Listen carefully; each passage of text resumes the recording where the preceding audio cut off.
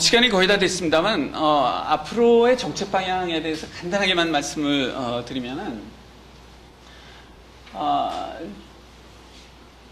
저는 이 주택정책, 토지정책을 1980년대부터 정부 연구소에서 쭉 들여다보고 또 이제 학교 와서도 들여다봅니다만은, 시장에서 일어나는 일에 대해서 정부가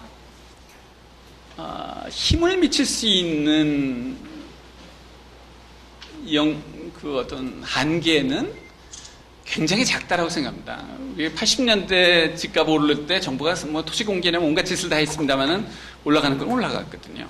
참여정부 때 강남 집값 올라간다고 엄청나게 많은 여러 가지 대책들이 나왔습니다만 강남 집값 오르고 다 올랐거든요. 최근 집값 떨어지는 것도 마찬가지죠. 집값이 많이 떨어진다라고 정부가 이것저것 했지만은 역시 떨어져야 될 집값은 또 떨어지고 있는 것이지요. 그래서 이렇게 시장이 움직이는 방향에 대해서 정부가 힘을 발휘할 수 있는 여지는 사실은 별로 없고, 그런 에너지를 좀 아껴서 이 제도가 장기적으로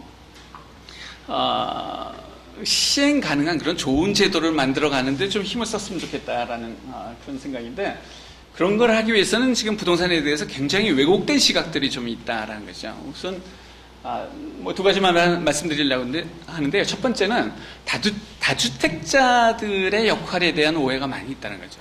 참여정부 때 생각을 해보시면 집을 2채 이상 가진 사람에 대해서는 엄청나게 세금을 많이 매기는 것부터 시작해서 각종 불이익을 다 줍니다. 도저히 견딜 수 없게 하는 거죠. 왜 그러냐? 집을 2채 갖고 있으면 남한테 1채를 뺏었다라고 보기 때문에 그렇죠. 근데 이렇게 주택시장이라는 것이 네가 하나 가지면 내가 하나 더 못 갖는 이런 고정되어 있는 파이 나누기 게임이냐라고 보면 그렇지 않다는 겁니다. 요즘 미분양주택 같은 거 보면 아시잖아요.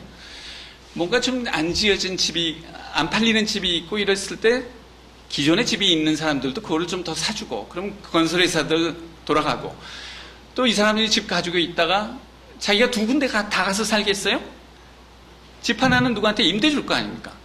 그럼 그 임대 주문은 무주택자한테 주택 공급을 하는 거죠. 그걸 정부가 한다라고 하면 보금자리 주택 짓는데 한 채에 한 7천만 원 정도 들어가요. 서울시가 짓는 집도 제가 통계 숫자는 정확하게 못 봤습니다만 한 5천만 원에서 7천만 원 이 정도씩을 국민 세금을 털어서 집어넣어야지 간신히 한 가구에 무주택자의 집을 마련해 주거든요.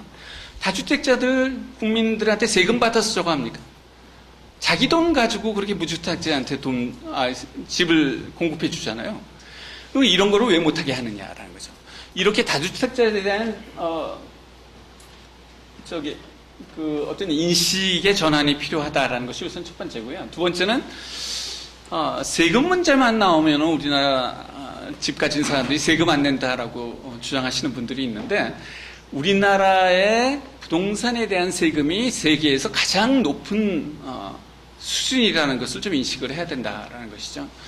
지금 이거는 OECD 국가들의 부동산 과세를 비교하고 있는 것인데요.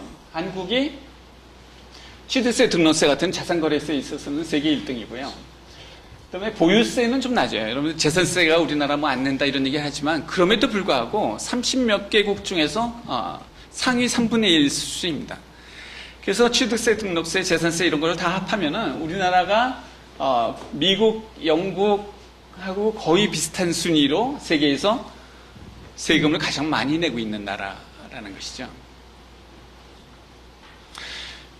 특히 오늘은 그 숫자들을 안 고쳤습니다만 이런 세금을 누가 내냐? 양도소득세, 여기는 또 양도소득세는 들어가 있지도 않아요. 양도소득세 같은 것까지 다 하면 세금 부담은 더 많습니다만은 이 세금을 누가 내느냐라고 보면 아주 소수의 사람들이 내고 있는 거죠. 양도소득세 같은 경우도 상위 납세자의 5%가 전체 양도소득세의 50%를 내는 이런 상황입니다. 그러니까 부동산 가지고 있는 사람들한테 세금을 엄청나게 지금 받아내고 있는 거죠. 그러면서 전셋값이 오른다라고 걱정을 하고 있는 좀 모순된 상황이 벌어지고 있는 거예요. 그래서 이런 어떤 팩트에 대한 인식 같은 것이 좀 필요하지 않는가라는 생각인데, 이런 숫자들이 처음 나오는 거냐? 아닙니다. 십몇 년 전부터 나와서 돌아다니고 있는데 기본적으로 어떤 정당이나 이런 기본 입장에 따라서 아무리 숫자를 보고도 믿지 않고 무시하고 이러다 보니까 주택정책이 계속 어긋나는 것이 아닌가 싶고, 이런 사실에 대한 재인식 이런 것을 바탕으로 해서 주택정책이 좀 장기적으로 바르게 짜야 되지 않나 이런 희망을 가져봅니다. 너무 빨리 말씀을 드리냐고 죄송하게 됐습니다. 죄송합니다.